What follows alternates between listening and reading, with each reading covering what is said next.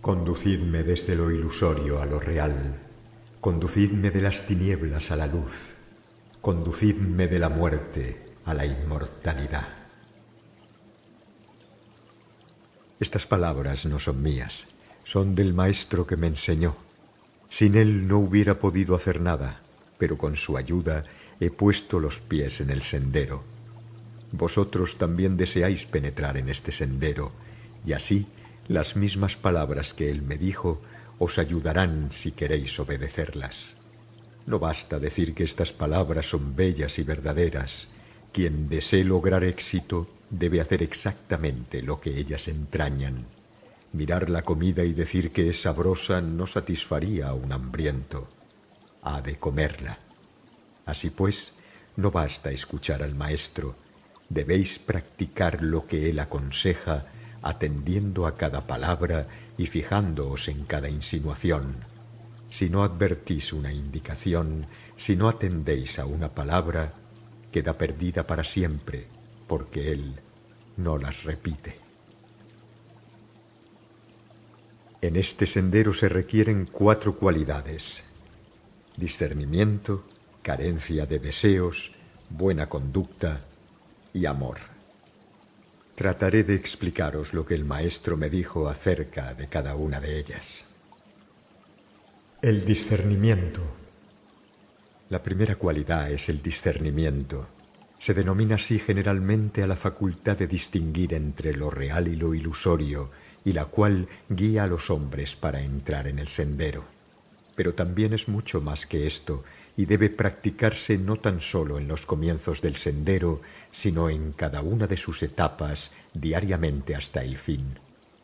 Vosotros entráis en el sendero porque habéis aprendido que tan solo en él pueden encontrarse las cosas dignas de ser alcanzadas.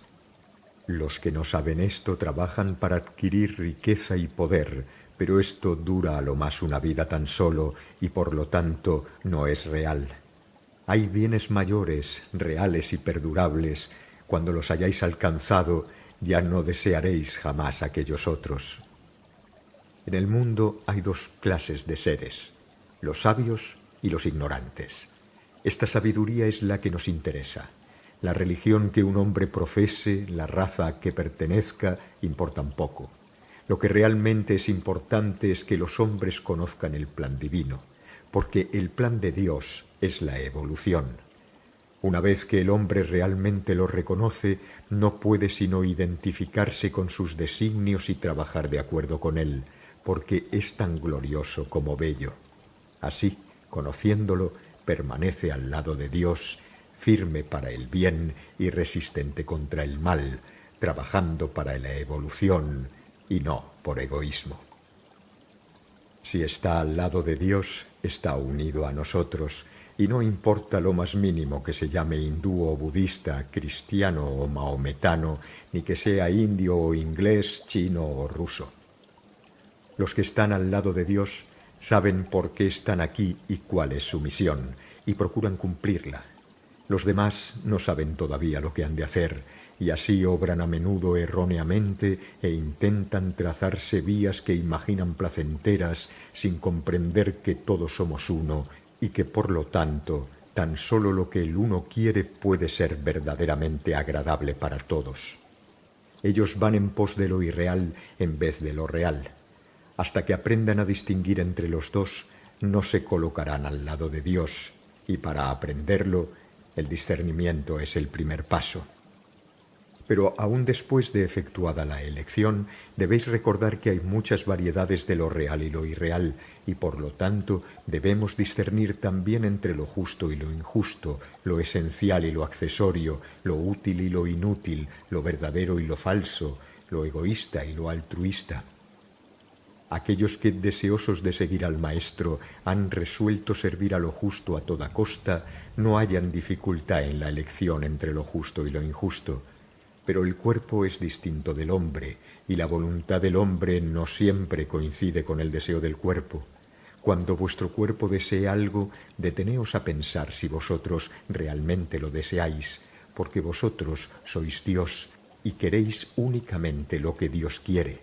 Así, debéis buscar profundamente en vosotros mismos para hallar el Dios interno y escuchar su voz, que es vuestra voz. No confundáis con vosotros mismos ni vuestro cuerpo físico, ni vuestro cuerpo astral, ni vuestro cuerpo mental, porque cada uno de ellos pretenderá ser el yo a fin de obtener lo que desea. Debéis conocerlos todos y reconoceros por su dueño. Cuando se ha de hacer un trabajo, el cuerpo físico quiere descansar, pasear, comer y beber, y el ignorante se dice a sí mismo: yo quiero hacer estas cosas y debo hacerlas.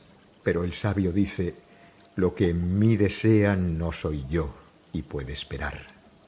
A menudo, cuando se presenta alguna oportunidad para ayudar a alguien, el cuerpo incita a pensar: ¡oh, qué molestia me causa esto! Dejemos que lo haga otro. Pero el hombre le replica a su cuerpo: tú no me estorbarás para practicar el bien. El cuerpo es nuestro animal, el caballo en el que cabalgamos. Por lo tanto, debéis tratarlo y cuidarlo bien. No debéis fatigarlo, debéis alimentarlo tan solo con comidas y bebidas puras y llevarlo escrupulosamente limpio de la más leve mácula, porque sin un cuerpo perfectamente limpio y sano no podréis llevar a cabo el arduo trabajo de preparación ni podríais soportar el esfuerzo incesante. Pero vosotros debéis gobernar constantemente al cuerpo, nunca el cuerpo a vosotros. El cuerpo astral tiene sus deseos a docenas. Él os inclina a la cólera, a la injuria, a la envidia, a la avaricia, a codiciar los bienes ajenos, a sumiros en la depresión. El cuerpo astral quiere todas estas cosas y muchas más, no porque desee perjudicaros, sino porque le gustan las vibraciones intensas, así como el cambio constante de ellas.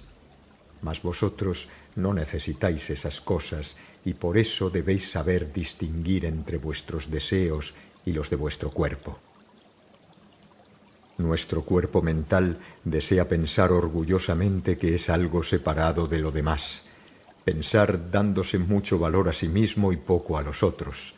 Aun cuando lo hayáis apartado de las cosas mundanas, persiste en especular sobre sí mismo, en incitaros a pensar en vuestros propios progresos, en vez de pensar en la labor de los maestros y en ayudar a los demás. Cuando meditéis, tratará de haceros pensar en las diferentes cosas que él desea, en vez de pensar en lo que vosotros queréis. Vosotros no sois esa mente, sino que ella está a vuestro servicio, y así también en este caso es necesario el discernimiento. Debéis vigilar constantemente, so pena de fracaso. El ocultismo no tiene compromiso entre lo justo y lo injusto. Debéis hacer a toda costa lo justo, debéis dejar de hacer lo injusto sin importaros lo que el ignorante piense o diga. Debéis estudiar profundamente las leyes ocultas de la naturaleza y cuando las conozcáis, ordenad vuestra vida de acuerdo con ella, empleando siempre la razón y el sentido común. Debéis saber distinguir lo importante de lo secundario. Firmes como una roca cuando de lo justo y de lo injusto se trate, dad siempre la razón a los demás en cosas de poca importancia, porque debéis ser siempre amables y cariñosos, razonables y condescendientes. Habéis de conceder siempre a los demás la misma libertad que necesitáis para vosotros mismos. Procurad ver lo que es más meritorio que hagáis y recordad que no debéis juzgar las cosas por su aparente grandeza. Es mucho más meritorio hacer una cosa mínima pero útil a la labor del maestro que otra de mayor apariencia de las que el mundo llama buenas. Debéis distinguir no tan solo entre lo útil y lo inútil, sino entre lo más útil y lo menos útil. Alimentar a un pobre es bueno, útil y noble, pero alimentar su alma es todavía más noble y más útil que alimentar su cuerpo. Cualquier rico puede alimentar el cuerpo de un necesitado, pero tan solo los sabios pueden alimentar su alma. Si sois sabios, vuestro deber es ayudar a otros en el logro de la sabiduría. No obstante, por sabios que seáis, tenéis mucho que aprender en este sendero y por eso también en él es preciso el discernimiento. Debéis pensar cuidadosamente lo que es mejor que aprendáis. Todo conocimiento es útil y llegará un día en que lo alcancéis, pero mientras tan solo poseáis una parte, cuidad de que esa sea la más útil. Dios es tanto sabiduría como amor, y cuanta más sabiduría alcancéis, mejor podréis manifestar a Dios. Estudiad, pues, mas en primer lugar, estudiad lo que os ayude a ayudar a los otros.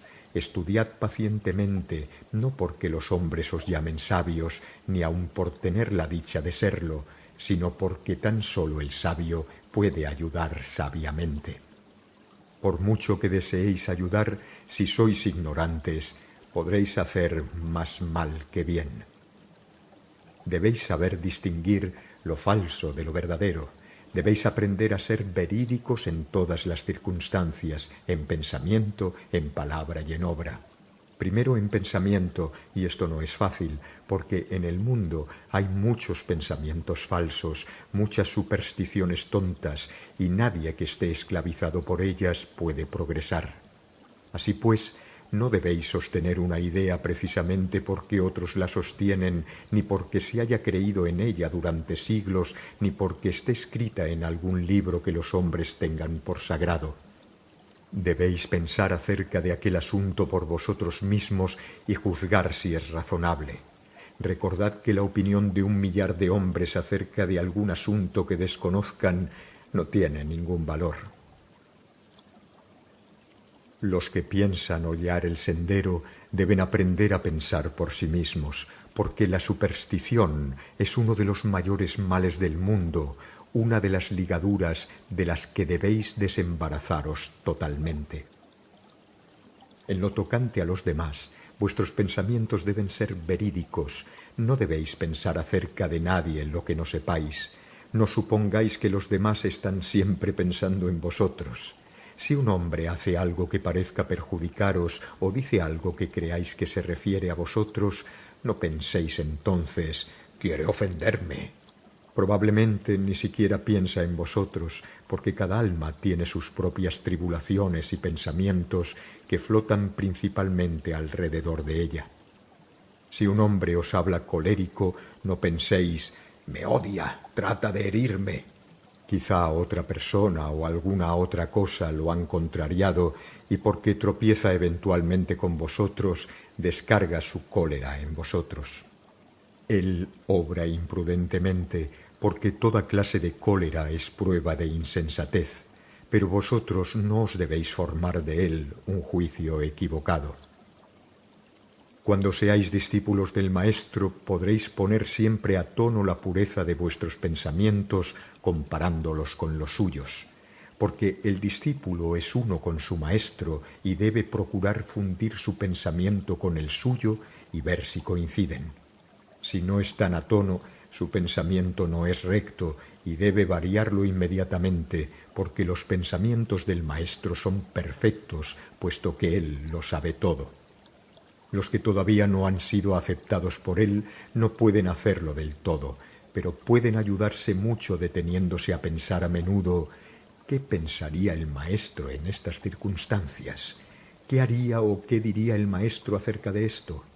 Porque no debéis nunca hacer, decir o pensar lo que no podáis imaginar al Maestro haciendo, diciendo o pensando. Aún al relatar habéis de ser verídicos, exactos y sin exageración. Nunca atribuyáis intenciones a otro. Tan solo su Maestro conoce sus pensamientos y él puede estar obrando por razones que no tenéis ni idea. Si oís que dicen algo en contra de alguna persona, no lo repitáis. Podría no ser verdad, y aun cuando lo fuese, es caritativo callar. Pensad bien antes de hablar, no sea que incurráis en inexactitudes. Sed verídicos en la acción, jamás pretendáis ser otro del que sois, porque toda pretensión sirve de impedimento a la pura luz de verdad que debe brillar a través de vosotros, como la luz del sol brilla a través de un diáfano cristal. Debéis distinguir entre el egoísmo y el desinterés, porque el egoísmo se presenta bajo muchas formas, y cuando creáis que al fin lo habéis destruido en algunos de sus aspectos, surge en otro tan fuerte como siempre. Pero gradualmente os irá animando tan por completo el pensamiento de ayudar a los demás, que no habrá lugar ni tiempo para pensar en vosotros mismos. También debéis distinguir en otro sentido, aprender a reconocer a Dios en todos los seres y en todas las cosas, prescindiendo del mal que puedan presentar en la superficie. Podéis ayudar a vuestros hermanos por medio de lo que tenéis en común con ellos, esto es, la vida divina. Aprended a despertarla y a vivificarla en ellos, y así los salvaréis de lo falso. La carencia de deseos. Hay muchos individuos para quienes la cualidad carencia de deseos es verdaderamente difícil, porque sienten que sus deseos son ellos mismos y que si desechan sus deseos peculiares, sus gustos y disgustos, dejará de existir su yo. Pero esto les sucede tan solo a quienes no han visto al Maestro. A la luz de su santa presencia se extinguen todos los deseos, menos el de igualarse a Él. Sin embargo, antes que gocéis de la felicidad de encontraros frente a frente con Él, podréis alcanzar, si queréis, la carencia de deseos. El discernimiento os ha mostrado ya que las cosas que los hombres más desean, como la riqueza y el poder, no tienen valor alguno. Cuando esto no se dice tan solo, sino que se siente en verdad, cesa todo deseo de ellos. Así pues, todo eso es sencillo, solo se requiere que lo comprendáis. Pero hay algunos que cesan de perseguir los bienes terrenales con el fin de ganar el cielo o alcanzar la liberación personal del renacimiento. No debéis caer en este error. Si habéis olvidado al yo, no podéis pensar en la hora en que este yo sea libre o qué clase de cielo tendrá.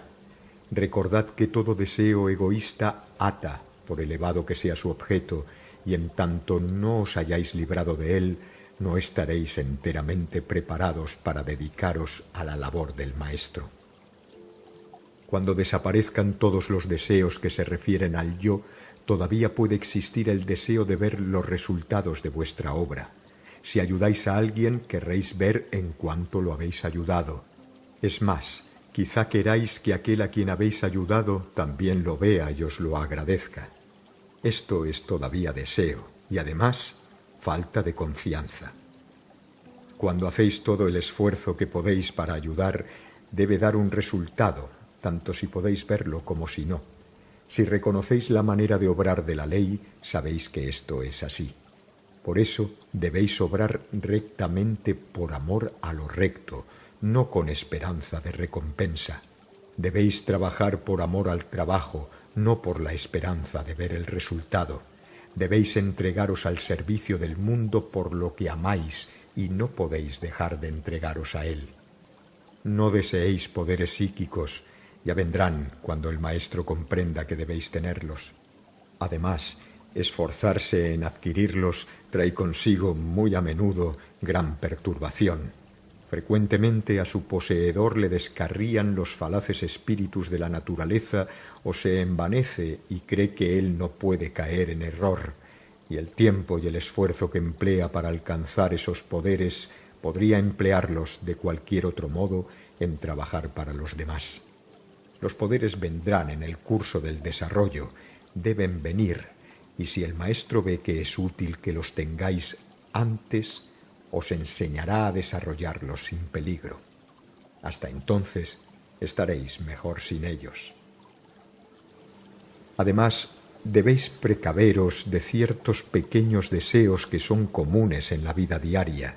No deseéis jamás brillar o parecer superior en ningún sentido. No habléis mucho. Es mejor hablar poco.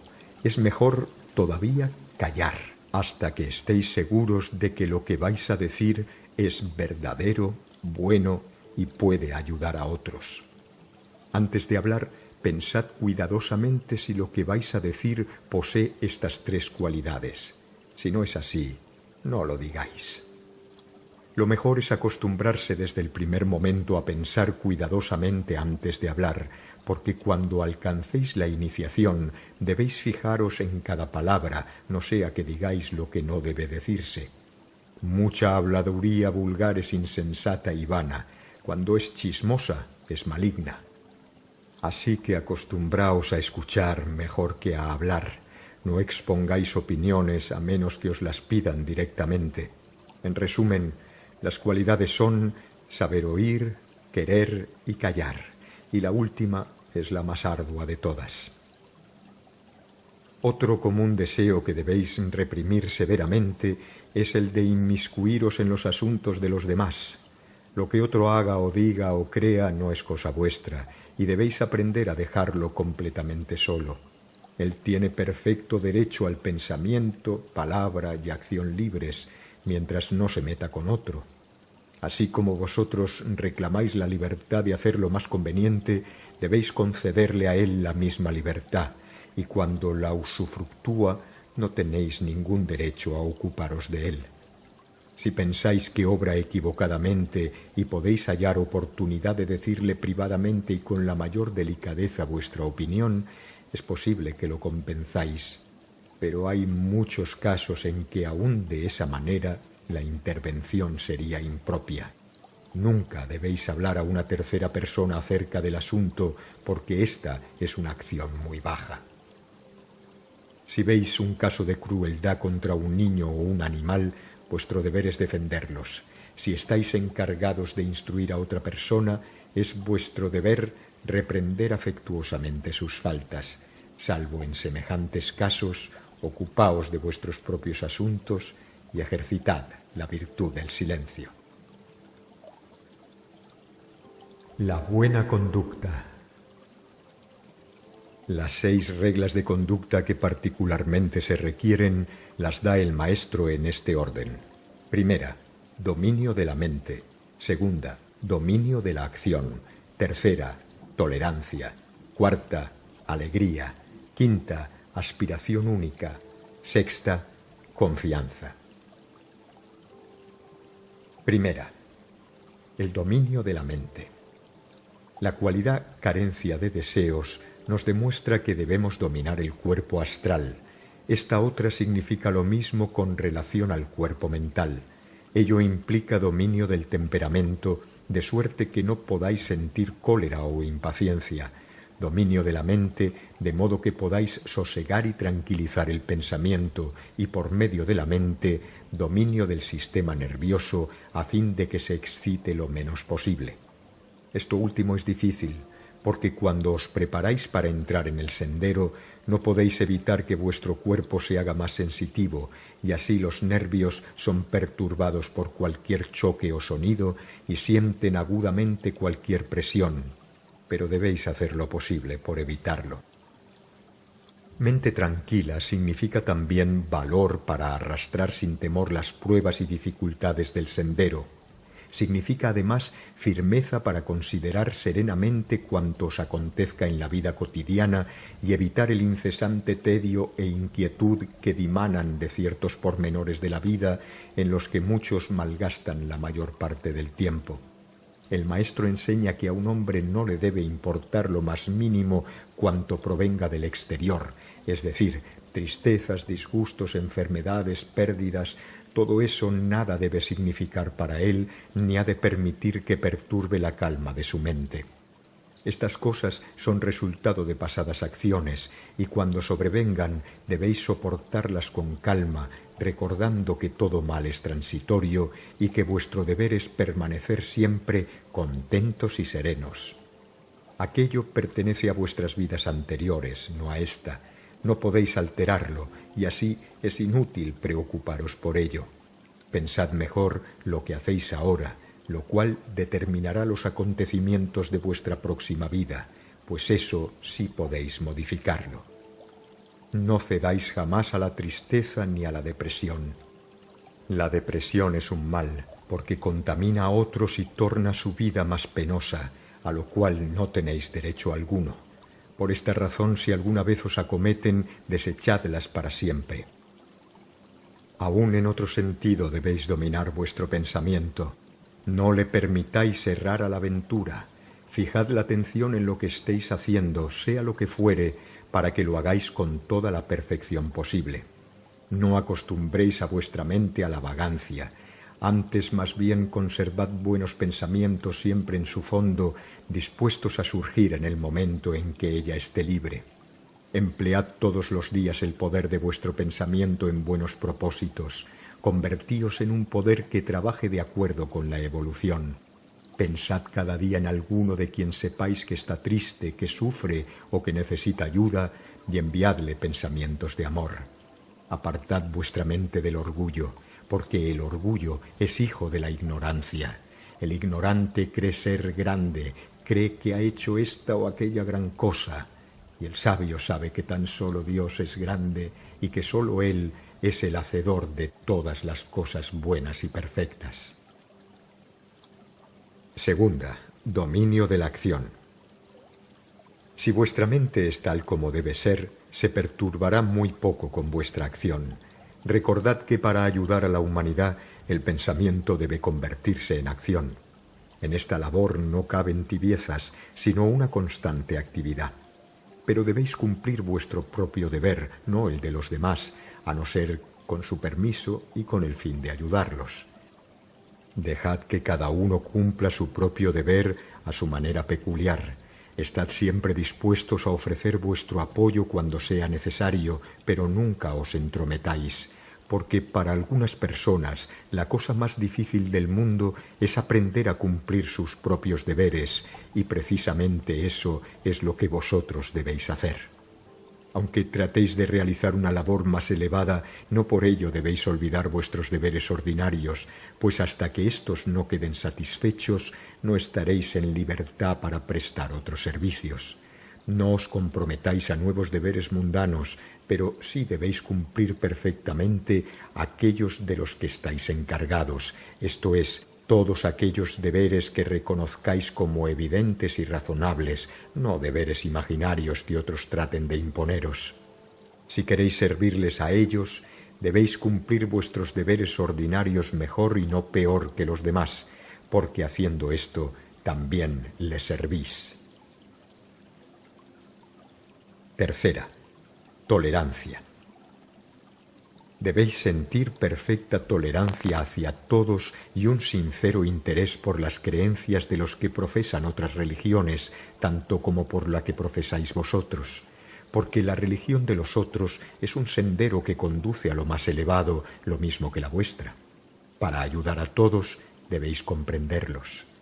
Pero para alcanzar esta perfecta tolerancia debéis libraros antes del fanatismo y de la superstición. Debéis saber que no hay ceremonias necesarias. De no ser así, os consideraríais algo mejores que los que no la practican. Sin embargo, no debéis vituperar a los que aún las necesitan. Dejadles hacer su voluntad.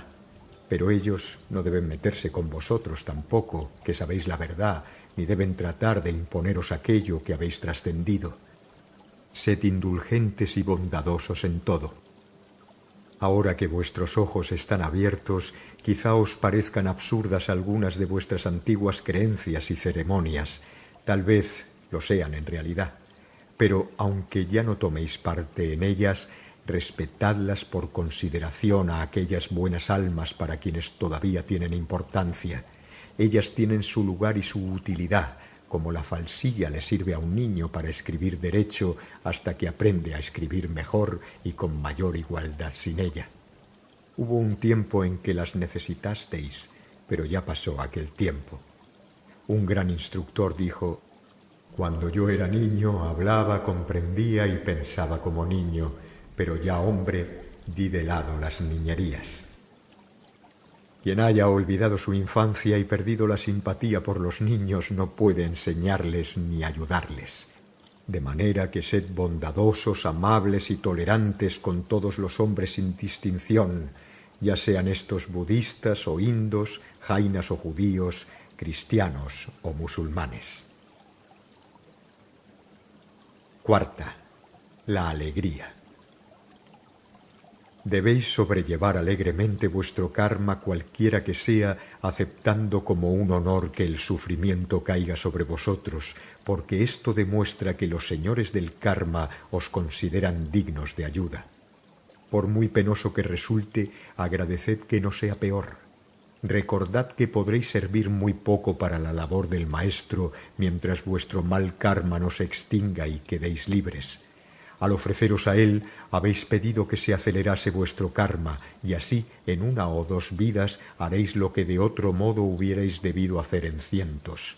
Pero a fin de obtener el mejor resultado, debéis sobrellevarlo alegremente. Todavía hay otro aspecto. Debéis desechar toda idea de posesión. El karma puede arrebataros las cosas que más queráis y hasta a las personas que más améis. Aun entonces debéis permanecer alegres, dispuestos a separaros de todo. A menudo el maestro necesita verter su fuerza sobre otros por medio de su discípulo e incondicional servidor, y si éste cayese en la depresión, no podría él realizarlo. Así que la alegría debe ser vuestra norma. Quinta, aspiración única.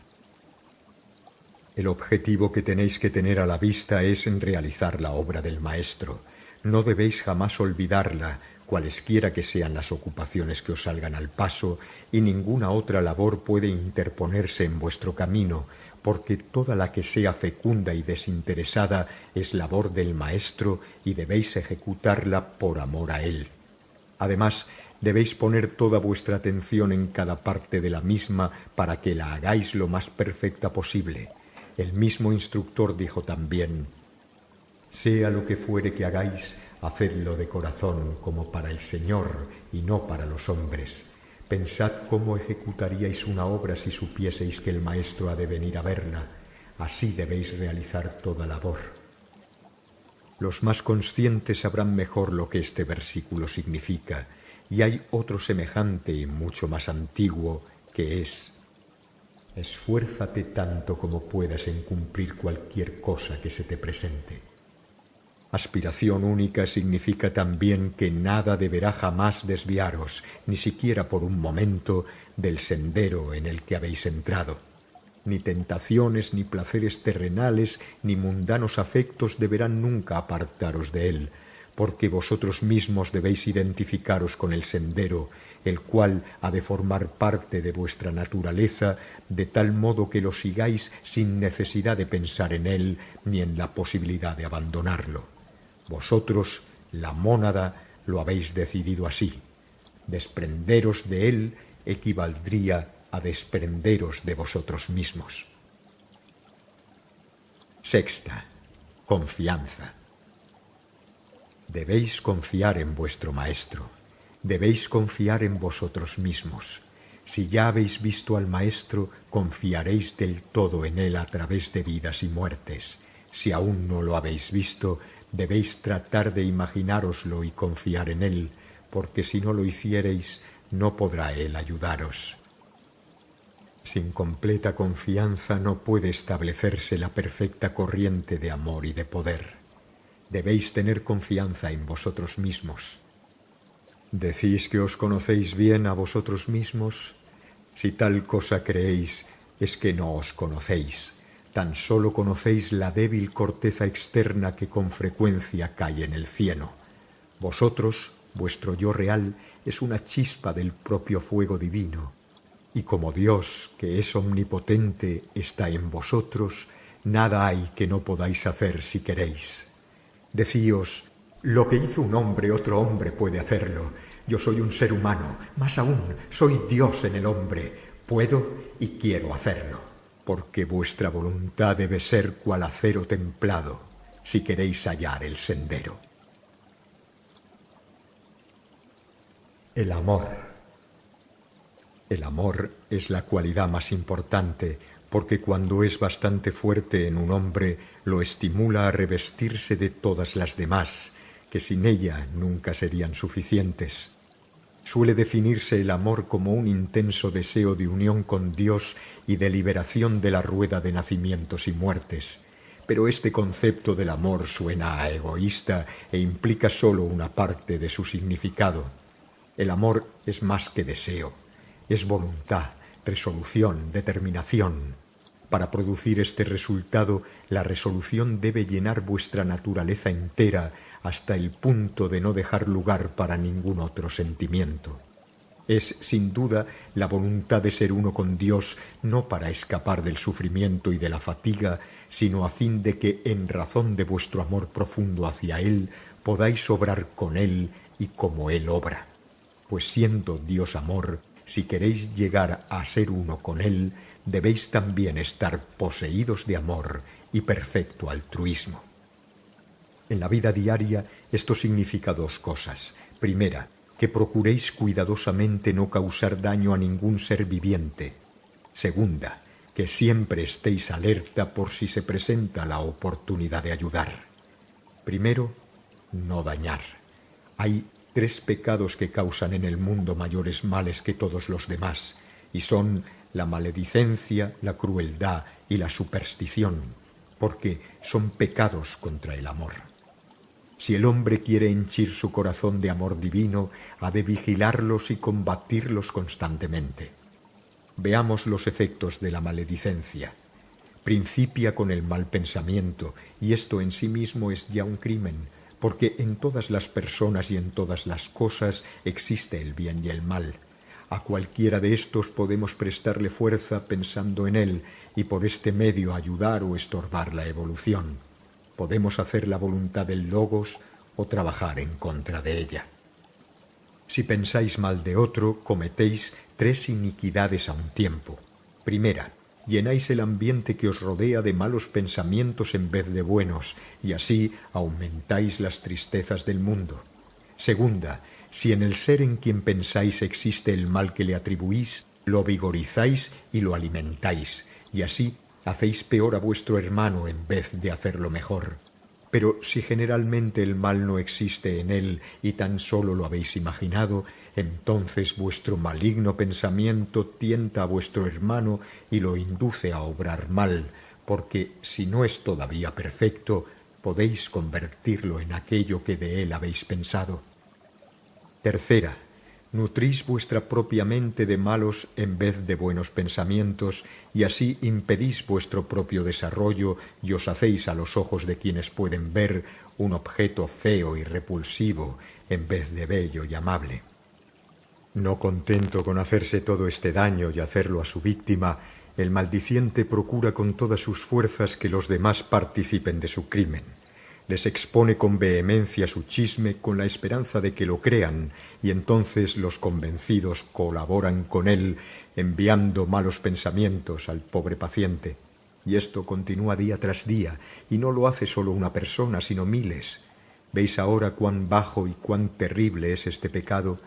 Procurad evitarlo en absoluto. No habléis jamás mal de nadie. Negaos a escuchar a quien os hable mal de otro y decidle afectuosamente que tal vez eso no sea verdad y aunque lo fuese, es mejor no hablar de ello. En cuanto a la crueldad, esta es de 2 clases, intencionada y sin intención. La crueldad intencionada consiste en causar, adrede, dolor a otros seres vivientes, y este es el pecado más grave de todos, obra de diablo más bien que de hombre. Diréis que ningún hombre puede hacer una cosa semejante, pero precisamente los hombres la han hecho muy a menudo y aún la están haciendo a diario. Los inquisidores la practicaron y también muchas gentes religiosas en nombre de su religión, los vivisectores, así como habitualmente algunos maestros de escuela. Todas estas personas tratan de excusar su brutalidad con la costumbre, pero un crimen no deja de serlo porque muchos hombres lo cometan. El karma no tiene en cuenta las costumbres y el karma de la crueldad es el más terrible. En la India, al menos, no puede haber excusa para tales costumbres porque todos conocen el deber de no acusar mal a nadie. El destino de los crueles cae también sobre aquellos que se dedican intencionadamente a matar a las criaturas de Dios y llaman a eso deporte. Ya sé que tales cosas no las efectuáis vosotros, y por amor de Dios hablaréis claramente contra ellas cuando la oportunidad se os presente, pero también hay crueldad en las palabras como en los actos, y una persona que diga una palabra con intención de herir a otra es culpable de ese crimen. Esto tampoco lo haréis vosotros, pero algunas veces una palabra dicha al descuido hace tanto daño como una maliciosa. Así pues, debéis estar siempre en guardia contra la crueldad no intencionada. En general, ello procede de la irreflexión. Hay hombres tan poseídos de la ambición y de la avaricia que ni siquiera se dan cuenta del sufrimiento que causan a los demás, pagándoles poco o haciendo pasar hambre a su mujer e hijos. Otros, pensando tan solo en su codicia, se preocupan poco de los cuerpos y de las almas a quienes arruinan por satisfacerla. Para librarse de unos cuantos minutos de molestia, un hombre deja de pagar a sus obreros el día que les corresponde, sin acordarse de las dificultades que este hecho les reporta. Tanto sufrimiento se causa por descuido, por olvidar cómo una acción ha de afectar a los demás. Pero el karma nunca olvida y no tiene en cuenta que los hombres olviden los hechos. Si deseáis entrar en el sendero, debéis pensar en las consecuencias de vuestros actos para que no seáis culpables de crueldad irreflexiva. La superstición es otro mal tremendo que ha causado grandes y terribles crueldades. Las personas esclavas de ella menosprecian a las que saben más y tratan de obligarlas a hacer lo que ellas hacen. Pensad en la horrorosa matanza debida a la superstición de sacrificar a los animales y al todavía más terrible prejuicio de que el hombre necesita alimentarse de carnes. Pensad en el trato a que la superstición ha dado motivo con respecto a las clases oprimidas en nuestra amada India y ved cómo esta mala tendencia puede engendrar una despiadada inconsideración aun entre los que conocen el deber de fraternidad. Los hombres han cometido muchos crímenes en nombre del Dios de amor, movidos por la pesadilla de la superstición. Cuidad mucho de que no quede en vosotros ni el más leve vestigio de ella. Debéis evitar estos tres grandes delitos, porque son fatales a todo progreso por ser pecados contra el amor. Pero no tan solo estáis obligados a refrenaros de este modo ante el mal, sino que habéis de ser activos para el bien. El intenso deseo de servir ha de llegar al máximo, hasta el punto de estar siempre a la mira para aplicarlo alrededor de vosotros, no tan solo a las personas, sino a los animales y a las plantas. Debéis prestar vuestro servicio hasta en las pequeñas cosas de la vida diaria, de modo que, acostumbrándoos a ello, no podáis subtraeros cuando se presente la oportunidad de hacer cosas de mayor importancia. Pues si deseáis llegar a ser uno con Dios, que no sea para vuestro propio beneficio, sino para convertiros en canal por donde fluya su amor para alcanzar a vuestros semejantes. El que está en el sendero no vive para sí mismo, sino para los demás. Se olvida de él para poder servirlos. Esa manera de pluma en manos de Dios por la que fluye su pensamiento y tiene expresión aquí abajo lo que no podría suceder sin ella. Esa manera de un canal de fuego viviente que derrama sobre el mundo el divino amor que llena su corazón. La sabiduría que os capacita para ayudar, la voluntad que dirige la sabiduría, el amor que inspira la voluntad. Estas son vuestras cualidades.